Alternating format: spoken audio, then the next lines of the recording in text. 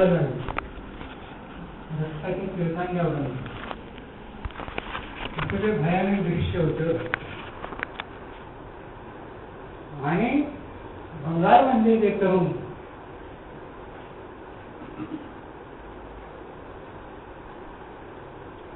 ते या चिंचवडवर अतिशय चिडलेले होते. त्याचा सूड घ्यायचा अशी त्यांची भूमिका आहे. आणि म्हणून त्याची योजना करून पाळत ठेवलेली असते चिंचवड. तेव्हा कुठे कसा जातो त्या काळात मुख्यतः बग्गीमधून त्या मोठ्या अधिकाऱ्यांचं तिकडून तिकडून जाणं येणं असायचं.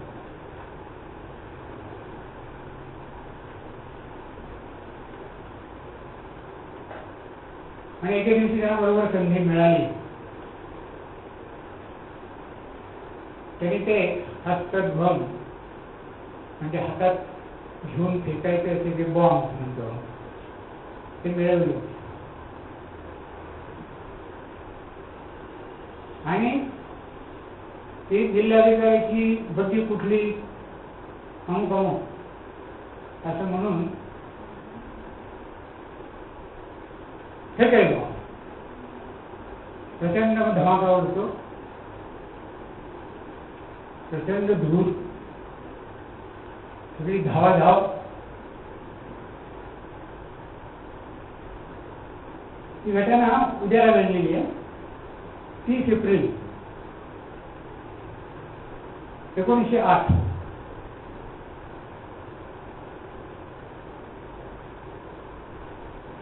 ही घटना अशा प्रकारे आपल्याला सांगतोय की हा हल्ला करणारा असाच लहान मुलगा होता, 14 वर्षाचा. तुझं नाव आपल्याला माहिती आहे. क्षुदिराम किंवा खुदिराम बोस. आणि त्याचा दुसरा त्याच्यावर जरा मोठा तो चाकी म्हणून. या दोन पोरांनी हा सूड उगवण्याचा प्रयत्न केलेला.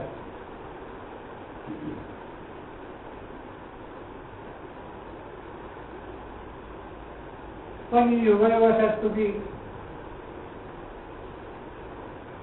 दुसऱ्याच कोणी युरोपियन स्त्रिया त्या हल्ल्यामध्ये मारल्या झाल्या.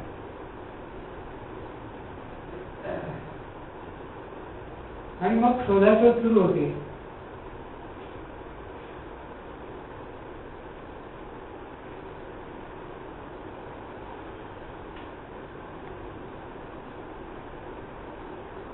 मग हे दोन्ही पोरं सापडतात.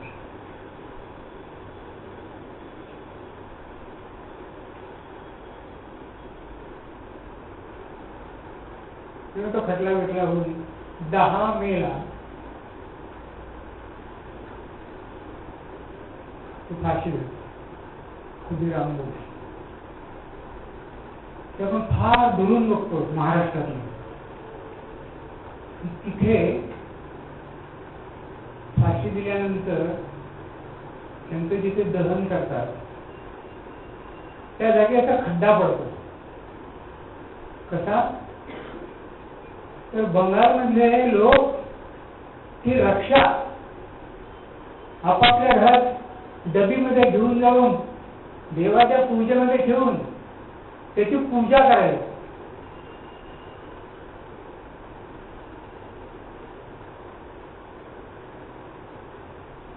सगळ्या बंगालमध्ये 1000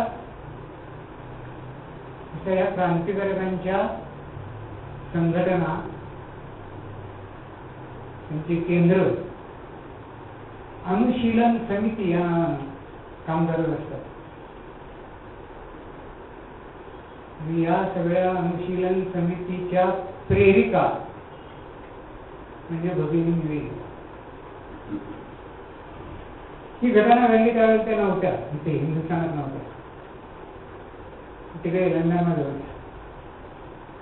जशा जशा त्यांना बातम्या कळत होत्या तशा तशा त्यांना धन्यता वाटते की आमच्यावर अत्याचार करणाऱ्यांचा सूड घेणारे आहेत कोणीतरी मायेचे पूत आमच्या देशामध्ये, असं निवेदितांना समाधान वाटत होतं.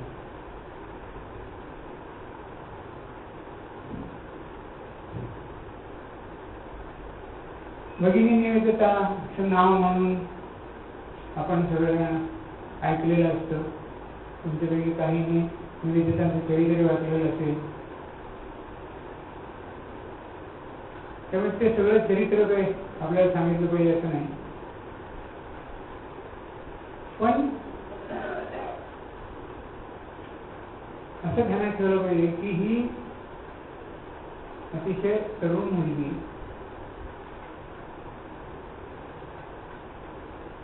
आपला देश सोडून, आपली संस्कृती सोडून, आपला धर्म सोडून, आपले आई वडील बहीण या सगळ्यांना सोडून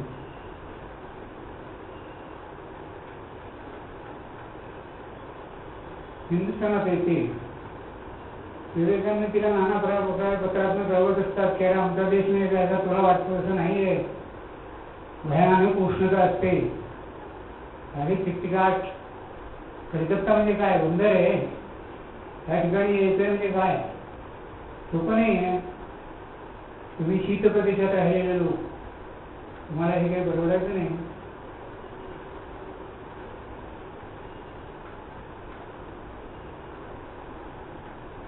पण विवेकानंदांच्याकडनं घेतलेली प्रेरणा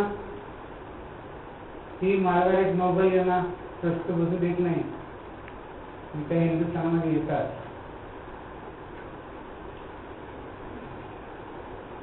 उलटा विचार करून बघा की आमच्याकडची एखादी दुर्बिणी उठली आणि इंग्लंड सारख्या दुसऱ्या देशामध्ये गेली, इतकं लांब कशाला जायला पाहिजे. अशी एखादी तरुणी उठली आणि निवेदितांच्यासारख्या आमच्या देशात काम करायला लागली.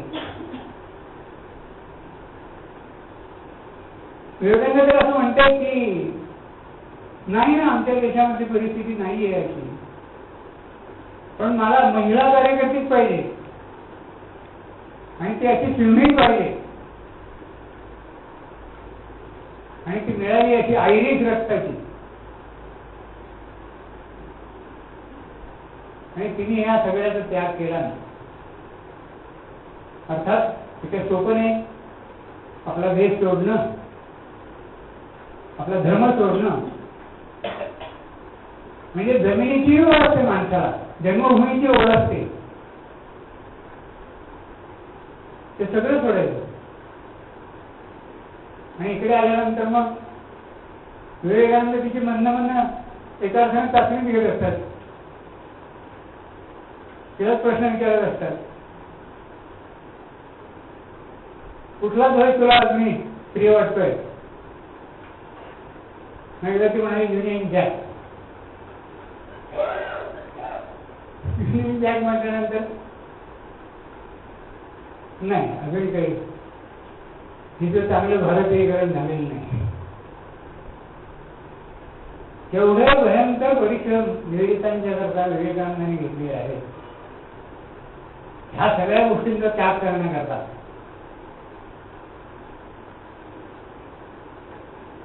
पण मग ते झालं यशस्वी. विवेकानंदांनी त्यांच्या आयुष्यामध्ये मुख्यतः 9 वर्ष अतिशय उत्तम आणि अतिशय रक्त ओतून काम केलं. 9 वर्ष 1793 पासून 1902 पर्यंत निवेदितांनी 9 वर्ष काम केलं आधी, पण स्वतंत्रपणे 2 पासून 11 मध्ये तिचं निधन झालं तोपर्यंत तिचं स्वतंत्र काम. विवेकानंद आणि निवेदिता त्यांच्यामध्ये 4 वर्षाचा अंतर आहे.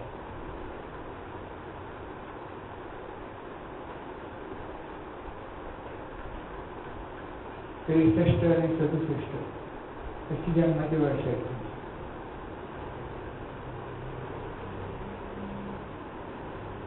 तर या निवेदिता तुम्हाला एवढंच माहिती असतं की त्या विवेकानंदांच्या शिष्या, किंवा रामकृष्ण विवेकानंद ह्यांना समर्पित. निवेदिता याचा अर्थ समर्पित.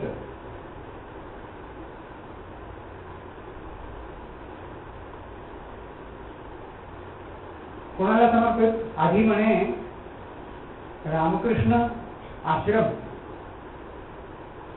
यांना समर्पित, आणि विवेकानंद गेल्यानंतर रामकृष्ण विवेकानंदांना समर्पित. या शिक्षण तज्ञ होत्या. त्यांनी स्वतंत्र शाळा काढलेली होती इंग्लंडमध्ये. काय 2-3 व्याख्यानं त्यांनी तिथे ऐकली असतील इंग्लंडमध्ये, आणि त्यांनी त्या अशा प्रभावित झाल्या की सगळं सोडलं. आणि मग केवढा मोठा अधिकार मिळवला. त्या विवेकानंदांच्या देहांताच्या नंतर त्यांना अग्नी देणारी ही कन्या निवेदिता, तिने अग्नी दिली आहे विवेकानंदांना.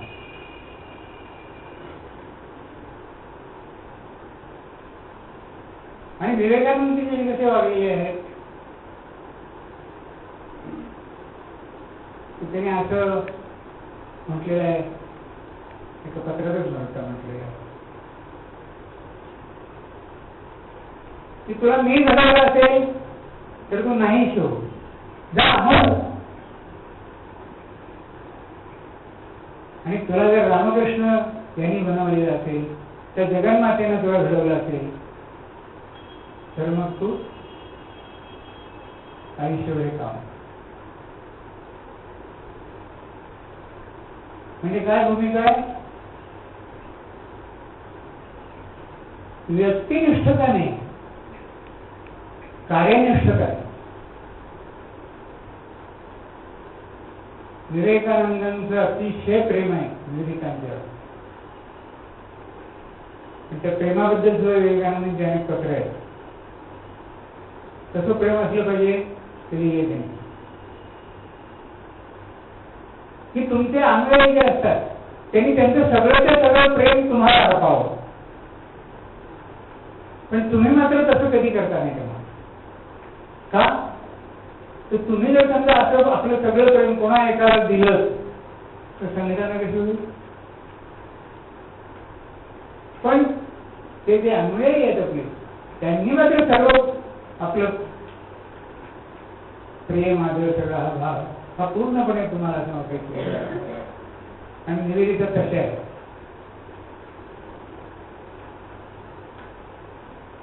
तर स्वामी विवेकानंदांना सगळे शिष्य किंवा गुरुबंधू नमुस्तुम सगळे सारखे, पण निवेदिताच्या दृष्टीने स्वामी विवेकानंद म्हणजे सर्वस्व आहे. अनेक प्रश्न विचारून त्यांनी विवेकानंदांना भंडावलेला. आता त्यांनी चिडून न जाता विवेकानंद म्हणाले की बरोबर मी माझ्या गुरुंना आताच ठरलेलं आहे. नाना प्रश्न, आणि नाना नुसते प्रश्न नाही, परीक्षा. शिष्याने गुरुची परीक्षा घ्यायची. विवेकानंद चरित्र आहे बघा, ते एवढे मोठे ते रामकृष्ण युगावतार म्हणतात त्याला स्वामी विवेकानंद. आणि परीक्षा कशी घेतली? तिथे म्हणे त्या बिस्तऱ्यावर तिथे कुठेतरी नाणं ठेवलं आणि विवेकानंद आले बसले नेहमीसारखे, आणि बिंदू चालला सगळे तारकन उठले.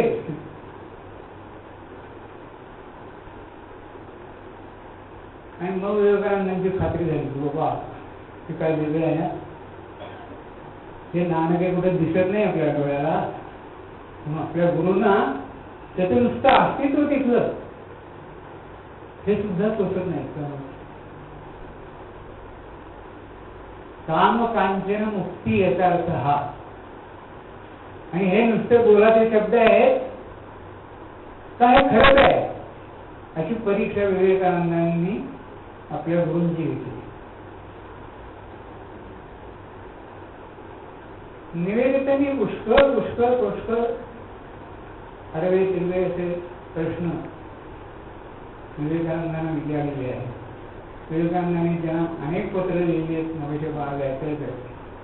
आणि त्या पत्रामधून त्यांनी त्यांच्या शंका दूर करण्याचा प्रयत्न केलेला आहे.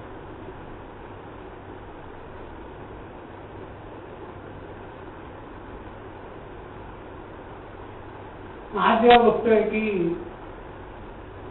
हिंदुस्थान अशा त्रिवेणीला जन्म देऊ शकत नाही काय, हा जो त्या काळातला विवेकानंदांचा प्रश्न आहे की ती दुसऱ्या देशातून झाली पाहिजे.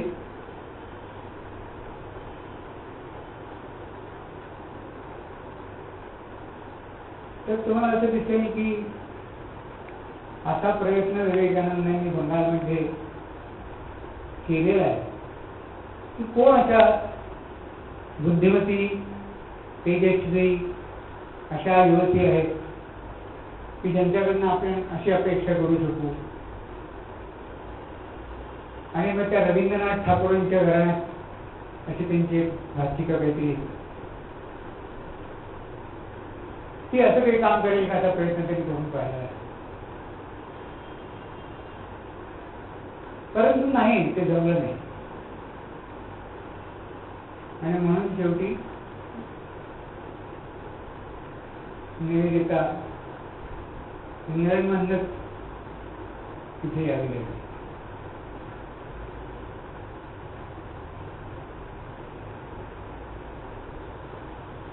त्यांचे काही पत्रातले उत्तरे मी आपल्याला काही भाग त्यातला वाचून दाखवतो. मॅजिनीच्या जवळ उभं राहून तळमळीच्या युवकाने जशी इटलीच्या स्वातंत्र्यासाठी आरोळी ठोकावी, तसंच हा देश स्वतंत्र होण्याचा सुयोग येईल त्यावेळी पुनर्जन्म घेऊन सुद्धा तरुण हिंदुस्थान हा जयघोष करण्याची माझी मनीषा आहे, असे एका पत्रात निवेदिता म्हणतात. आता हे संदर्भ कळण्याकरता थोडं सांगतो. मॅजिनीचं चरित्र स्वातंत्र्यवीर सावरकरांनी लिहिलं आहे आणि त्या पुस्तकाची प्रस्तावना ते जप्त झालेलं होतं त्या काळात. जसं 1857 सावरकरांचं पुस्तक जप्त झालं होतं, तसं मॅजिनीचं चरित्रही त्यांचं ते जप्त झालेलं होतं. म्हणजे प्रकाशितून लोकांच्याकडे पोहोचायचं ते जप्तच. पण असं असताना ते पुस्तक वेगवेगळ्या भाषांमध्ये अनुवादित होऊन देशभर पोचलेलं होतं गुप्तरित्या. आणि मला माहिती आहे महाराष्ट्रातले अनेक पुढारी, विशेषतः गेल्या पिढींमधले काँग्रेसचे मोठमोठे कार्यकर्ते, ज्यांनी त्या मॅजिनीची प्रस्तावना मुखोद्गत केलेली होती. छोटी नाही प्रस्तावना. ते महाराष्ट्र विधानसभेचे अध्यक्ष होते विश्व पागे म्हणून. त्यांनी मॅजिनीची प्रस्तावना संबंध पाठ केली. गांधीवाडी, श्रीमती बापर, गांधीवादी. पण एकेकाळी सावरकरांच्या बरोबर क्रांतिकार्यामध्ये सहभागी नव्हे, नुसते सहभागी नव्हे. हिंदुस्थानामध्ये हा जो मगाशी सांगितलं ना खुदिराम, त्यांना मिळालेले जे बॉम्ब आहेत ते हिंदुस्थान आणण्याचं काम, जोखमीचं काम हे सेनापती बघताना केलं. ते झाले गांधीवादी नंतर. पण असे कितीतरी काँग्रेसचे कार्यकर्ते सांगता येतील की ज्यांनी प्रेरणा कुठून गेली, मॅजिनीची प्रस्तावना. हा इटलीचा क्रांतिकार मॅजिनी. आणि त्याचं चरित्र अतिशय तेजस्वी चरित्र सावरकरांनी त्या काळात लिहिलेलं होतं. मला आठवतं की आम्ही ती पुस्तकं मिळवून वाचलेली आहेत, वाचायला दिलेली आहेत लोकांना. त्या मॅजिनीचा उल्लेख, तो इटलीतला मॅजिनी, त्याचा उल्लेख या निवेदितांच्या पत्रात आहे. आणि त्याच्यात कशाचा उल्लेख केला, तरुण इटली.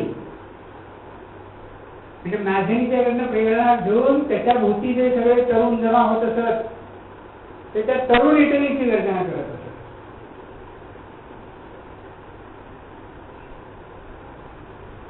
मग हिंदुस्थानामध्ये वाटलं तर पुनर्जन्म घेऊन सुद्धा तरुण हिंदुस्थान हा देवघोष करण्याची माझी मनीषा आहे.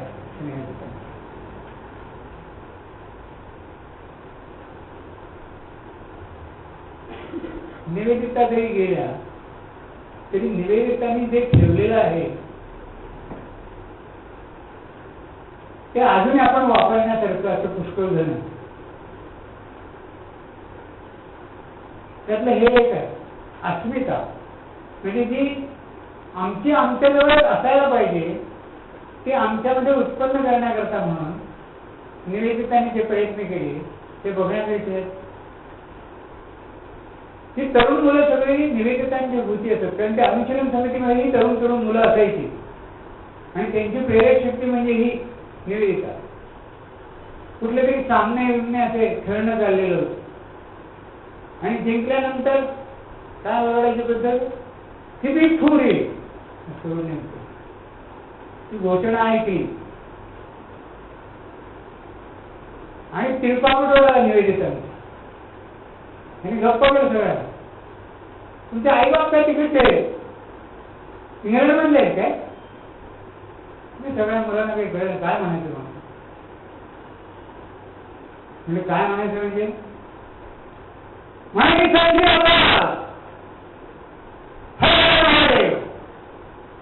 करा की गरज किती गोरी आई बाप काय तुमचे गोरे तिकडचे साहेब आहेत काय? ते शिकवायचं कोणी? निवेदित आहे. कोणाला?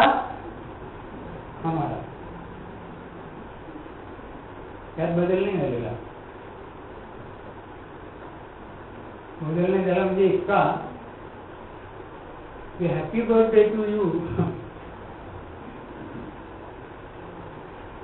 आपल्या इथे आपण म्हणत नाही पण घरोघर म्हणतात. इंग्रजीचा गंध नसणारी माणसं सुद्धा ते ताल धरून अतिशय उत्तम रीतीने सगळं घरोघर म्हणतात. 100 वर्षे होऊन निवेदिता गेल्या त्याला काही आपण सुधारलेलं नाही. जास्तच ते आपल्याला वेळ लागले एका अर्थाने. तेव्हा तरुण हिंदुस्थान हा जयघोष करण्याकरता म्हणून पुन्हा जन्म घेण्याची इच्छा निवेदितांनी ठेवलेली आहे. ती पत्रात त्यांनी व्यक्त केली. काय त्यांच्या मनीषा आणखी दुसऱ्या एका पत्रात म्हटलंय त्यांनी, जीवनाला संथपणे घडवणाऱ्या शक्ती या देशात पुन्हा कार्यान्वित होवोत. काय? जीवनाला संथपणे घडवणाऱ्या अशा शक्ती या देशात पुन्हा कार्यान्वित होवोत. आणखीन पुढचे शब्द बघा, वृक्षारोपण, भूसंवर्धन, बालशिक्षण यांचा मला कधी विसर पडत नाही असं निवेदित आहे. हो, 100 वर्ष झाली आपण हेच सांगतोय ना, वृक्षारोपण करा, बालशिक्षण असं झालं पाहिजे, वृक्षसंधारण झालं पाहिजे वगैरे वगैरे. म्हणजे 100 वर्षानंतर आपण त्याच स्थितीत आहोत की पुन्हा निवेदिता आल्या आणि त्यांनी आपल्याला पत्र लिहिलं तर पुन्हा हेच सांगायला वृक्षारोपण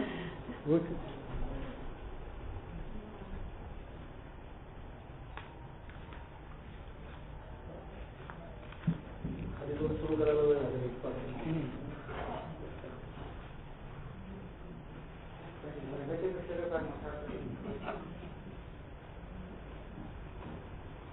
त्याने आपलं काम सांगितलं, आपलं नाही त्यांचं. भविष्य पहावयाचे आणि दाखवावयाचे हेच माझे काम. आपलंही तेच काम. काय? भविष्य पहावयाचे आणि दाखवावयाचे हेच काम. म्हणजे हा हिंदुस्थानचं अतिशय उत्तमातलं उत्तम कल्पना चित्र आपण उभं करू शकू, रेखाटू शकू, ते आपण रेखाटलं पाहिजे आणि ते इतरांच्या समोर ते ठेवलं पाहिजे. असं उत्तम चित्रण आपल्या देशाच्या संदर्भात करता येणं, त्याच्याकरता देशाचे प्रश्नही समजावे लागतात आणि ते प्रश्न समजून ते चित्र रंगवायला लागतं. म्हणजे आज आपण कुठल्या परिस्थितीत आहोत त्याचा विचार करून उद्या आपण जे स्वप्न बघणार आहोत त्याच्यात कसं चित्र रंगवता येणं शक्य आहे, त्याचं चित्र रंगवणं हे व्यवहार्य होतं.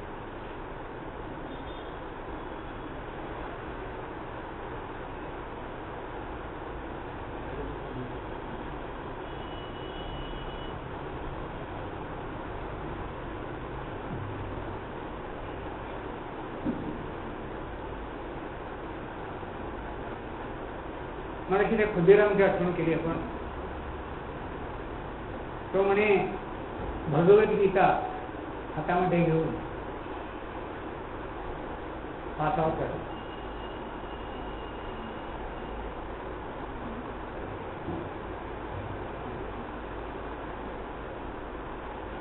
त्याच्यावर क्रांतिकारकांची गीता या नावाची एक गीता आहे. ती काय होते ना गीता एवढी प्रिय, मरताना सुद्धा ती हातात घेतली पाहिजे. त्याचं कारण असं आहे, हे जे निवेदितांनी एका पत्रात मुंबईच्या आपण पाहिलं ते पुन्हा जन्म घेऊ, आमचा काही स्वतंत्र झाला नाही आमच्या कालखंडामध्ये, आमचं आयुष्य त्याच्या आधीच संपलं, फाशी चढलो, ठीक आहे ना, पुन्हा जन्म घेऊ, पण पुन्हा एक काम करू. आणि हे तत्वज्ञान गीतेनं सांगितलं म्हणून गीता प्रिय आहे. ज्यातस्यहि ध्रुव मृत्यू ध्रुवं जन्म मृतस्य. नाही जन्म येणारच, तो आम्ही घेणार, आम्हाला मुक्ती नको.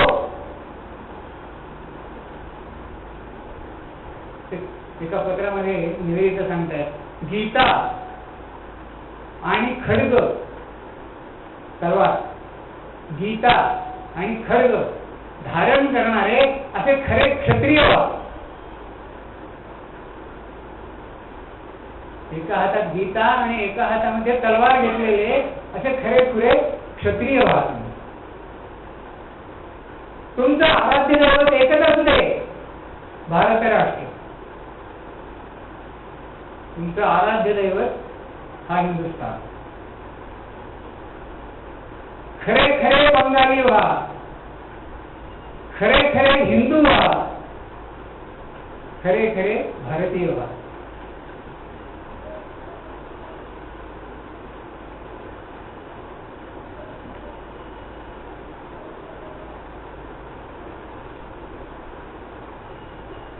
विवेकानंदच्या पार्श्वभूमीवर निवेदितांचं चित्र डोळ्यासमोर आणलं तर आश्चर्य वाटावं इतके विविध पैलू निवेदितांच्या चरित्राला आहे. अतिशय उत्कृष्ट चित्र समीक्षा त्या करत असत. चित्रकार आणि चित्रकला त्यांच्या संबंधी त्यांची माहिती खूप सूक्ष्म अशी आहे. ठाकूर घराण्यातले हे अवनींद्रनाथ ठाकूर अतिशय जगातले नामांकित चित्रकार आहेत, त्याच्यामध्ये त्यांचं नाव घेतलं जातं असे हे अवनींद्रनाथ ठाकूर. त्या काळामध्ये बंगालमध्ये जे चित्रकार होते त्या सगळ्यांची धारणा पक्की अशी होती की युरोपमध्ये जी चित्रकला उत्पन्न झाली तिचीच पडछाया म्हणजे भारतीय चित्रकला, अशी भूमिका ते घेत. निवेदिताने लेख लिहिले आणि या अवनींद्रनाथ ठाकूरांच्या चित्रांचं समीक्षण केलं आणि असं प्रतिपादन केलं की ह्याला कुठलीही पाश्चात्य प्रेरणा नाहीये, ही पूर्ण भारतीय प्रेरणा आहे, चित्रकलेची भारतीय प्रेरणा. हे समीक्षेतून निवेदितांनी प्रतिपादन केलेलं आहे. ही चित्रकला ग्रीकची पडछाया नाही, रोमनांची पडछाया नाही, ही भारतीय आहे असं मानलं.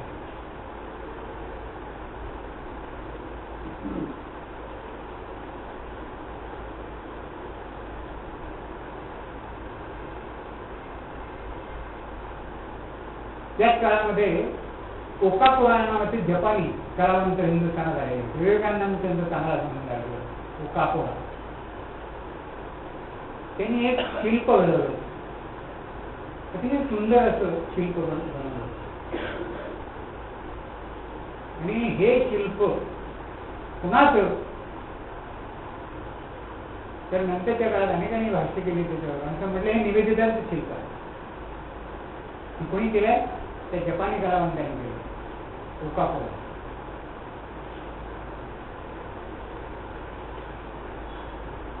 आणि अवनींद्रनाथांनी पहिल्यांदा हे मत मांडलं की ओकाकोराने केलेलं हे जे काही शिल्प आहे ते निवेदितच आहे. तुझ्यापैकी अनेकांना माहिती असेल की रवींद्रनाथांनी गोरा ही कादंबरी लिहिली. गोरा पूर्वी ती पाठ्यपुस्तक म्हणून होती, कुठल्या तरी पदवीला किंवा शिवाय होती. हा गोरा कोण आहे त्याच्यातला? तो त्याच्यातला नायक आहे. पण ते सगळं वर्णन, त्याचं बोलणं, ते सगळं जर आपण कादंबरी तशी अभ्यासून वाचली तर जाणायचं की निवेदितांचंच हे चित्रण आहे. फक्त ते गोरी असं न करता गोरा असं केलेलं आहे. तो तरुण दाखवलेला आहे त्याच्यामध्ये. पण त्याला माहितीच नसतं असं चित्रण आहे ते, की आपण तिकडचे आहोत मुळातले.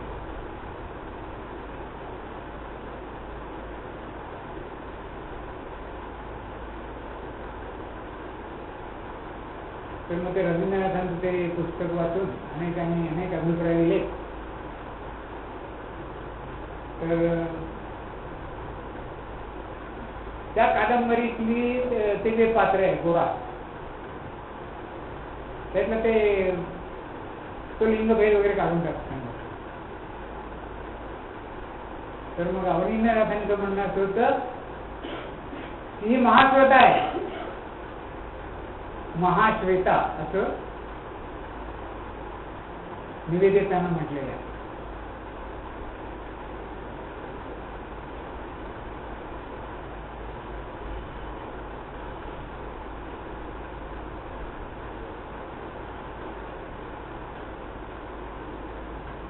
आणि जेव्हा निवेदितांचं लेखन, चित्रसमीक्षा हे जेव्हा पाश्चात्यांच्या वाचनामध्ये आली तर त्याचा परिणाम म्हणून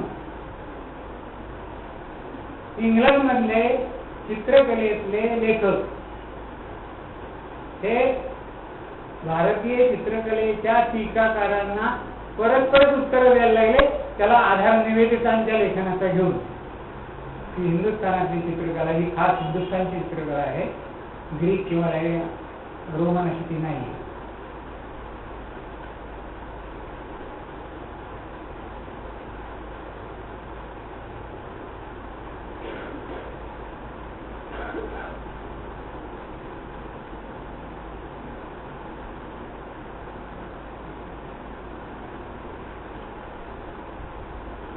मला माहित नाही किती मला सांगता येईल, पण बघूया प्रयत्न करून.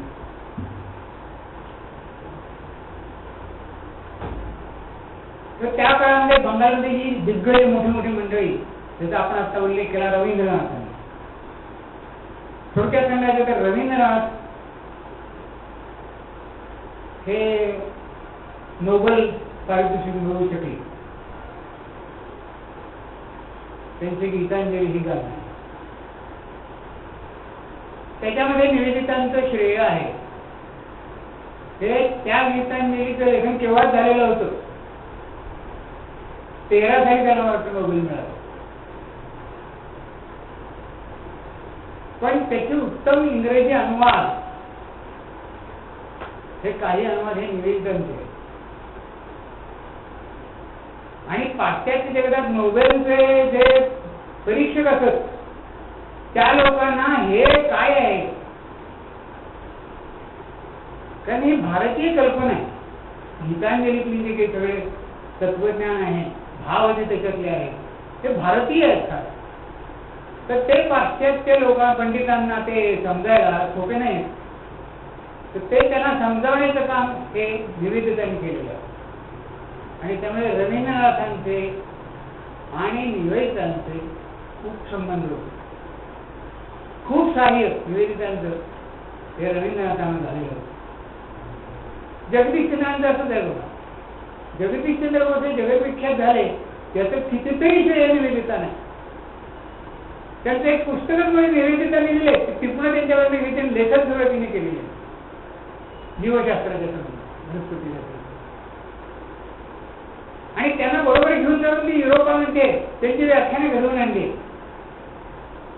त्यांच्याकडे ते शास्त्राच्या विषयाच्या ज्या संघटना वेगवेगळ्या त्या संघटनांच्या पर्यंत त्यांना पोहोचवलेल्या आहे. तिथे त्यांची व्याख्यानं योजलेली आहे. आणि जगदीशचंद्र हे जगातले एक विख्यात शास्त्रज्ञ होऊ शकले त्याचं पुष्कळ श्रेय हे निवेदितांचं आहे. म्हणजे विवेकानंद ते पण तिथपासून ती प्रेरणा घेतलेली जी आहे ती जी कर्तृत्ववान बुद्धिमान अशी मंडळी हिंदुस्थानातली त्यांच्या उपयोगाला ती आलेली आहे. आणि म्हणून जगदीशचंद्रांची जी प्रयोगशाळा मोठी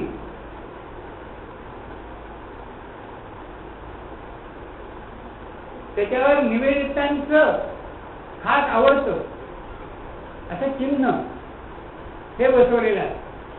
वज्र चिन्ह. निवेदितांना वज्र हे अत्यंत आवडतं चिन्ह असे म्हणतात. आणि जगदीशचंद्राने ते त्यांच्या प्रयोगशाळेच्या वर बाहेर दर्शनी भागात लावण्याच्या करता निवडलं. ते नुसतं आपलं चिन्ह हिने सांगितलं म्हणून त्यांनी घेतलं असं नाही. तर तिथं श्रेय तेवढं आहे त्या सगळ्या त्यांच्या कामाला. तेव्हा रवींद्रनाथ ठाकूर, जगदीशचंद्र बोस, अरविंदांनी एका खटल्यातनं ते शिक्षा भोगून सुटले, मगाशी आपण ऐकलं होते. आणि नंतर पुन्हा दुसऱ्या खटल्यात अडकण्याची शक्यता ह्या खुटीराम बोसच्या त्या खटल्यानंतर पुन्हा ते अडकण्याची शक्यता असं दिसल्यानंतर रात्रीच्या रात्री त्यांना नावेची व्यवस्था करून कलकत्त्यातनं बाहेर काढून ते चंद्रनगरला ते कसे पोहोचतील म्हणजे मग सुरक्षित का तो ट्रेनचं ठिकाण तिथे इंग्रजांचा हात पोचू शकणार नाही तिथपर्यंत त्यांना निष्ठून जाण्याची सगळी व्यवस्था निवेदितांनी केली. आणि मग ते तिथून चंद्रनगरवरून पांडिचेरी गेले.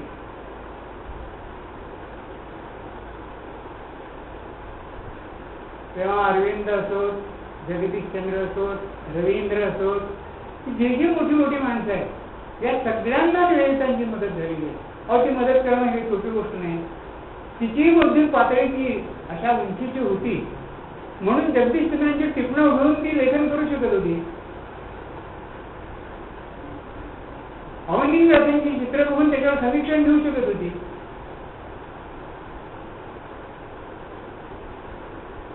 आणि अनेकांना अनेक प्रकारची प्रेरणा दिली. ते मॉरल निर्मित नाव असेल ते सुरू करा तुम्ही, ते सामान्य निवेदित आणि ते चालू राहिल्यानंतर त्याच्यात लेखन करण्याचं कामही तिने केलं. 2-3 वर्षापर्यंत तिने त्याच्यात लेखन केलेलं. एवढं सगळं काम कसं काय करता आले तिला. आणि हे सगळं बाजूला ठेवा. ते आपलं सामान्यपणे म्हटलं तर कसं काम आहे ते निरुपद्रवी छान छान असं काम आहे. पण क्रांतिकारकांचं काम जे आहे ते काम कसं आहे ते जीवावरचं काम आहे. ते काम हे तिनेच करायचंय. तरुणांच्या संघटना गावोगाव उभ्या करणं हे काम निवेदितांचं. अनुशीलन समित्या 1000 ठिकाणी बंगालमध्ये नुसत्या उत्पन्न झाल्या आपोआपच घडलेलं नाही की त्याच्याकरता निवेदितांचे श्रम काढणे लागलेले आहे. ते कसं आहे की त्या काळातल्या गुप्त संघटना ज्या असतात ते तुमच्या आमच्याकरता म्हणून पुरावे ठेवत नसतात. बघा कशावर त्यांनी असं काम केलंय असं विचारणार हा बघा कागदी पुरावा असं देण्याकरता पुरावे ठेवतील तर ते क्रांतिकारक कसे काय म्हणता येतील. तेव्हा असे काही पुरावे त्यांनी आपल्याकडे ठेवले नाही. पण जेवढे पुरावे अप्रत्यक्षरित्या उपलब्ध होतात त्या सगळ्यावरून असं दिसतं की निवेदितांच्या प्रेरणेमधून अनेक युवकांनी देशभक्तीचं व्रत स्वीकारलं आणि तिच्या डोळ्यात एकच पराक्रम करून दाखवलं. ते लांबतंय एका अर्थानं आपल्या दृष्टीने विचार केला तर बंगाल, कलकत्ता वगैरे. पण बघा ना त्याच्या आधीचा काळ हे 1897 मध्ये चाफेकर बंधू फाशी गेली.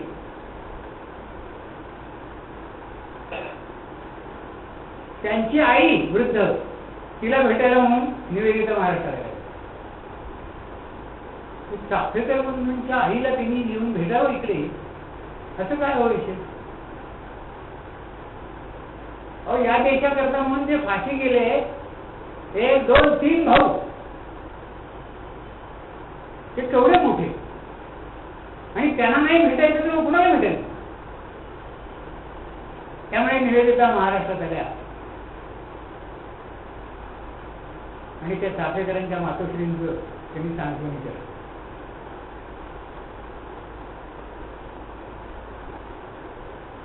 त्यामुळे या देशामध्ये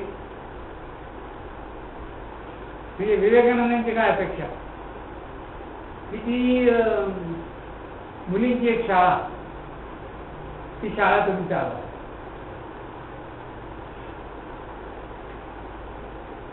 एकूण या सगळ्या कामामध्ये आतापर्यंत आपण तिथं त्या शाळेचं काय उल्लेखही केला नाही. ती काय केलं मग? हे विवेकानंद ऐकलं नाही का काय नेमकं? माझं म्हणणं असं आहे की विवेकानंदांच्या त्या मर्यादित चौकटीत मावणार असं निवेदितांचं व्यक्तित्व नव्हतं, आणि म्हणून ठरवून विवेकानंद गेल्यानंतर ताबडतोब रामकृष्ण आश्रमाचा सर्व संबंध वर्तमानपत्रामध्ये निवेदन देऊन निवेदितांनी सगळा संबंध संपवला. रामकृष्ण आश्रमाशी माझा काही संबंध नाही. कशाला असं करायला पाहिजे? वर्तमानपत्रामध्ये कशाला द्यायला पाहिजे? त्याचं कारण असं आहे की निवेदितांच्या मागे गुप्त हे असत, आणि जर निवेदितांनी असं निवेदन दिलं नसतं तर रामकृष्ण आश्रमाच्या मागेही ते गुप्तचरासारखे लागले असते. तेव्हा पहिल्यांदा रामकृष्ण आश्रमाला ती सुरक्षितता तिने मिळवून दिली, आणि मला काय व्हायचं असेल ते होईल.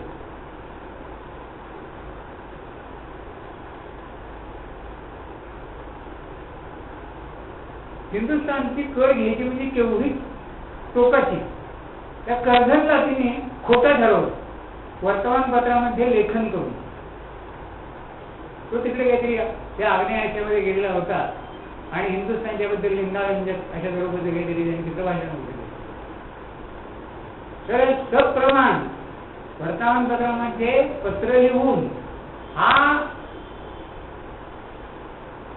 कसा खोटारडा आहे,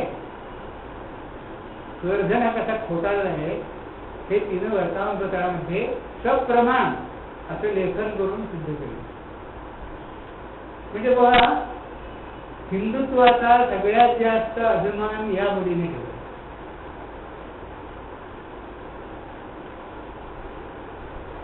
ही जी विवेकानंदांची अपेक्षा होती तिच्याकडनं, ती अपेक्षेपेक्षा जास्त कितीतरी पटीनं ती निवेदितांनी पुरी केली. म्हणजे विवेकानंद हे सगळं बघायला असते समजा तर काय झालं असतं? म्हणजे मग जसं तुम्हाला विषय दिला होता की विवेकानंदांनी ते आजच्या काळात असं पत्र लिहित आहे अशी कल्पना करा. तसं निवेदितांनी केलेलं सगळं काम बघायला विवेकानंद असते तर त्यांना धन्य धन्य वाटलं, काही शंका. कारण एका नव्हे अनेक अनेक आघाड्यांवर झगडा करून अस्मिता, हिंदुस्थानची अस्मिता ही कशी टिकवायला पाहिजे, कशी वाढवायला पाहिजे हे तिने स्वतः दाखवून दिलं. तसं तसं त्याच्या वेळेला वागून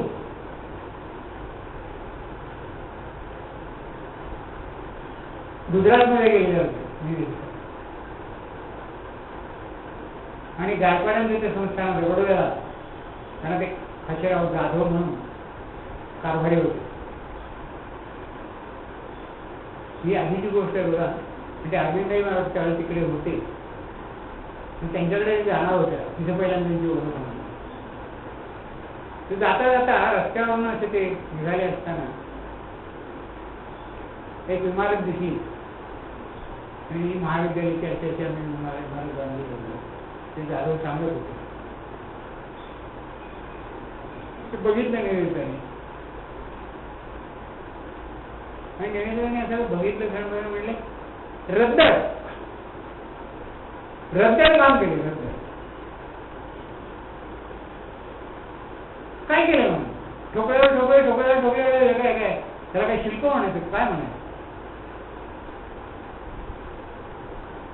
पाश्चात्य पद्धतीचं ते बांधकाम सगळं केलं. निवेदितांचं म्हणणं आहे की या भूमीमध्ये पाश्चात्य पद्धतीचं शिल्प उभं करण्याची जरूरच नाहीये. या भूमीमध्ये कितीतरी शिल्प पद्धती आहेत स्वदेशी अतिशय अप्रतिम. दक्षिणेपासून उत्तरेकडे आपण जर प्रवास केला तर प्रवासामध्ये आपल्याला दिसतं की तेवढी प्रचंड गोपुरं उभी केलेली आहे दक्षिणेमध्ये. वास्तू बांधकाम हे गोष्ट आपल्याला नवीन आहे का? प्रचंड वास्तू बांधणं आहे का आपल्याला नवीन आहे का? आणि मग ती अशी शिक्षण संस्था उभारली तर आपल्याला तर काय नवीन आहे? आपल्याकडे ते तक्षशिला नालंदा केवढी कुठे प्रचंड विद्यापीठ झालेली होती. आणि हे काय त्यातून कौतुक सांगतात तिकडचं पाश्चात्य पद्धतीचे ठोकळे असे रचले त्यांनी छान इमारत आणली म्हणतात. मला बिलकुल पसंत नाही. रद्द काम केलं म्हणजे इथे सुद्धा कोणा काय या भूमीची जी परंपरा आहे वास्तुशास्त्रातली त्या परंपरेला स्थान पाहिजे. पाश्चात्य परंपरेला नव्हे. असेल चांगली ती आमच्या भूमीमध्ये आमची जी स्थापत्यशास्त्र कला आहे तिलाच स्थान पाहिजे, तिलाच मान पाहिजे. तर निवेदिता हे कसं रसायन आहे की वेगवेगळ्या आघाड्यांवर त्यांनी केलेल्या कामाचा असा आढावा घेत गेलो आपण. तर मला असं वाटतं की खूपच उंच उंच असं हे व्यक्तिमत्व असं घेण्यात गेलं. म्हणजे आता पुन्हा मागे जाऊन बघा की कलकत्त्याला आल्यानंतर पहिली कामं काय केली निवेदितांनी. ही उत्तुंग कामं वगैरे बाजूला ठेवली. हातामध्ये झाडू घेऊन कलकत्त्याचे रस्ते झाडले त्या कामाला सुरुवात. मुंबई सारखं शहर होते आणि इंग्रजांची राजधानी ती. ते शहर अतिशय गलिच्छ झालेलं ते रस्ते झाडण्याचं काम तिने केलं.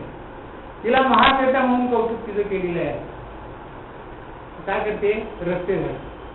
कळलं जाता तर प्लेगची साथ तिथे उत्पन्न झाली. त्या प्लेगच्या साथीमधून लोकांना वाचलं जायचं पण स्वच्छता आणली पाहिजे. म्हणजे स्वच्छता कोणी करायची? आपण. आणि मग ते स्वच्छतेचं काम करायला आणखीन तरुण मुलं मिळवल्यानंतर त्यांनी स्वच्छता करायची.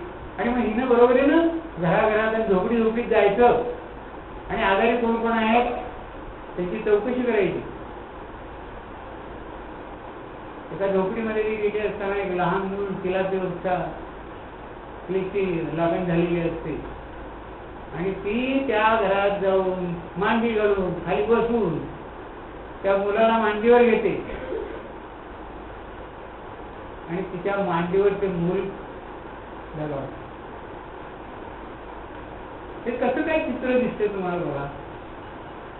ही विंबल्डनहून आलेली ही पाश्चात्य मुलगी एका झोपडीमध्ये बसलेली आहे आणि तिच्या मांडीवर ते एक अर्भक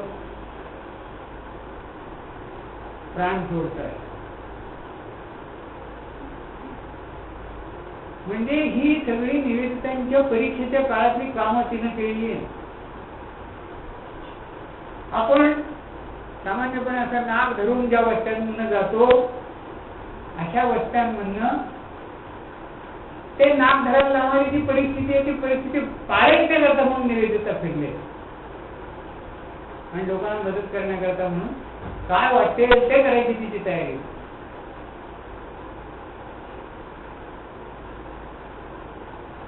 ज्या वयामध्ये हल्ली जेव्हा शेतकऱ्याला काय म्हणतात करिअर करणे असे ते शब्द प्रयोग आहे. त्या वयामध्ये इंग्लंडमध्ये आपण स्वतः सुरू केलेली अतिशय छान अशी शाळा ती बंद करून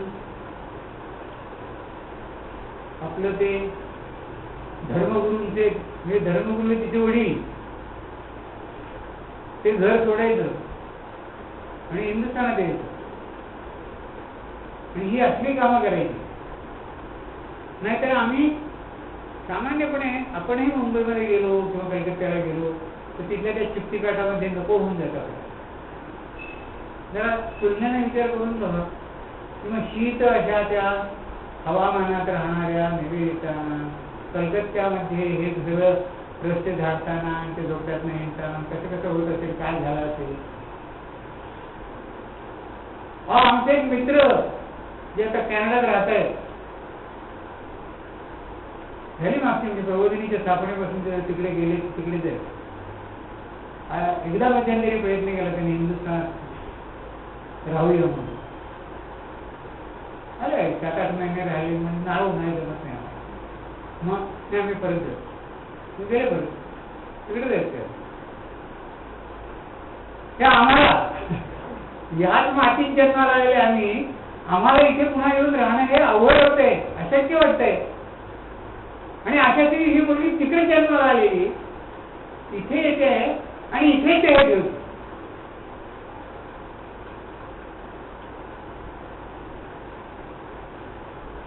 मला हे नाही कळत, विवेकानंद हे अल्पायुष्य 39व्या वर्षी गेले.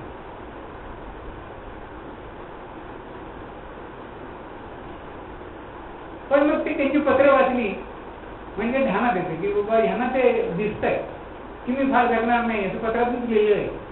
नाही पत्रात मी काही फार जगणार नाही. आणि मला थोडंसं आता कळतंय असं की ती जी शेकडो व्याख्यानं तिने अमेरिकेत दिली आहेत त्याच्या छातीवर खूप खूप ताण पडलेला असतात. कारण त्या काळात ध्वनिवर्धक असता हा नाही आहे, त्या काळात नव्हता. आणि हजारोच्या संख्येने लोक असत सभांना, किंवा ते केवढा मोठा आवाज काढावा लागत असेल आणि किती शिरा ताणायला लागत असतील याची कल्पना करता येते.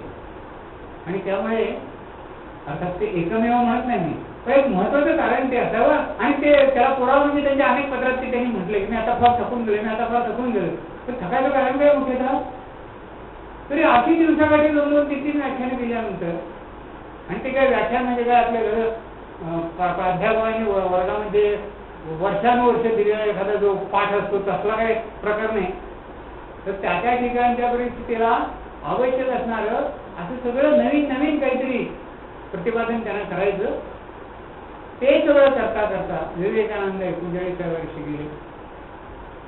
निवेदितांनाही ताण पडला जावं असं वाटतं. आणि म्हणून त्यांनाही 9 वर्ष मिळावीत कामाला.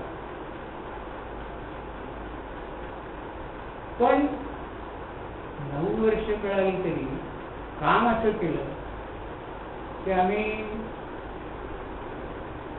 90 वर्षांनी काय 100 वर्षानंतर सुद्धा आता आठवण करताना असं वाटतं की आमच्याकडच्या 10-20 मुली एकत्र येऊन जरी काम करू म्हणतील तरी सगळ्यांचे म्हणून तरी एवढं काम होईल का? मला मान्य आहे आमच्याकडच्या युवतींची प्रतिभा कमी नाही, त्यांची कार्यशक्ती कमी नाही. पण एक फरक आहे, तो म्हणजे विवेकानंदांच्याकडनं घेतलेली जी प्रेरणा आहे ती शक्ती आज नाही. पण नाही कसं म्हणायचं, विवेकानंद विचार तर आहेतच ग्रंथात, ते आपण वाचू शकतो. निवेदितांचे विचार आहेत ग्रंथबद्ध झालेले, ते आपण वाचू शकतो. त्यामुळे आजच्या काळामध्ये ही गोष्ट अशक्यप्राय आहे असं तर नाही म्हणता येत. पण त्या 100 वर्षाच्या कालखंडाचा इतिहास बघत असताना असं वाटतं काहीतरी कमी पडतंय, काहीतरी कमी पडतं. ते जे काहीतरी कमी पडतंय ते दूर करण्याकरता म्हणून निवेदितांच्या चरित्राचा अभ्यास अजूनही करायला हवा. त्याला पर्याय नाही असं वाटतं. चरित्र त्याची पुष्कळ अभ्यास चांगली चांगली चरित्र आहे, पण ही सगळी चरित्र अभ्यासल्यानंतर सुद्धा निवेदितांच्या चरित्राचं जे वैशिष्ट्य आहे ते तसंच राहतं. एका अर्थाने ते अद्वितीयच आहे. हिंदुस्थानामध्ये आणि बेझंटे आल्या की त्याही आयरिशच होते.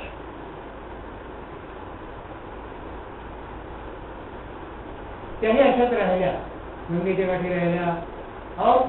जवळजवळ सगळं हिंदुत्व त्यांनी घेतलं, निवेदितांनी घेतलं.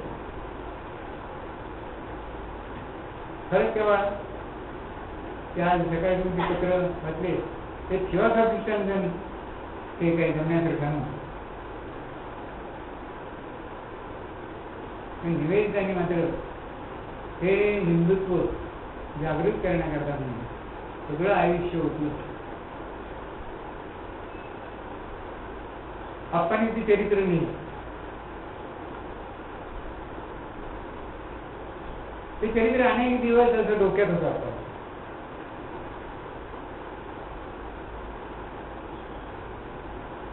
राष्ट्रीय स्वयंसेवक संघाचे त्यांना पहिले प्रचारक म्हणतात ते बाबासाहेब आपटे म्हणून नागपूरचे. ते म्हणणं आपण लिहित असत, थांबत असत. हे आपा ते निवेदन तर करणार ना. मग तिकडे कराडचे एक भैया शास्त्री वाटवे म्हणून ते म्हणणं आपण म्हणत होतो की अप्पा ते तुम्ही निवेदन ते करणार ना. आणि असं होता होता मग निवेदितांचं चरित्र झालं.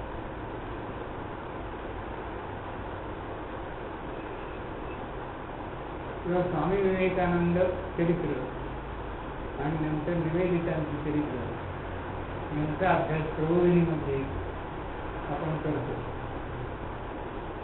कशाला करायचा तो अभ्यास? तर निवेदितांच्यासारखं काहीतरी काम आमच्याकडच्या मुलींनी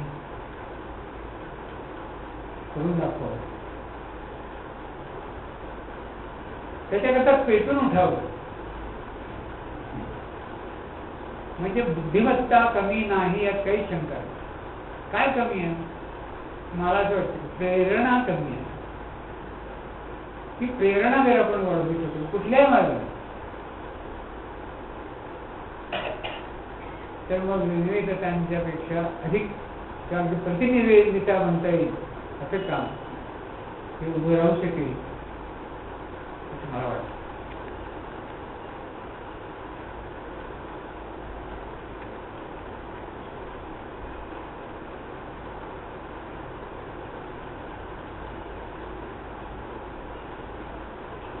आणि वेळ